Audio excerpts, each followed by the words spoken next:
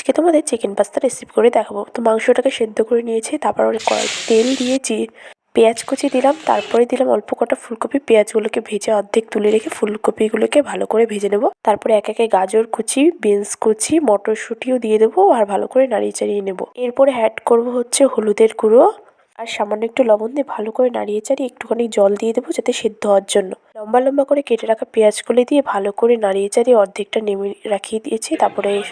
তারপরে সরষের তেল, আদা কুচি, টমেটো কুচি দিয়ে ভালো করে নাড়িয়ে চাড়িয়ে ওর ভেতর আদা রসুনের একটু পেস্ট দিয়ে ভালো করে নাড়িয়ে চাড়িয়ে নিয়ে একটা কাঁচা লঙ্কা আর ভেজে রাখা ওই ভেজেসগুলো দিয়ে পেঁয়াজগুলো দিয়ে ভালো মতো লবণ দিয়ে দিয়েছি। তারপরে এখানে অ্যাড করব হচ্ছে টমেটো সস। তোমরা এখানে যে কোনো টমেটো ইউজ করতে পারে। সস, মরিচের গুঁড়ো আর কর্নফ্লাওয়ার গুলিয়ে রাখা জলটাকে দিয়ে ম্যাগি মশলা দিয়ে ভালো করে এ থেকে সেদ্ধ করে রাখা পাস্তা দিয়ে সামান্য পরিমাণে লবণ দিয়ে ভালো করে মিক্স করে নিলেই রেডি হয়ে যাবে আমাদের চিকেন পাস্তা রেসিপি।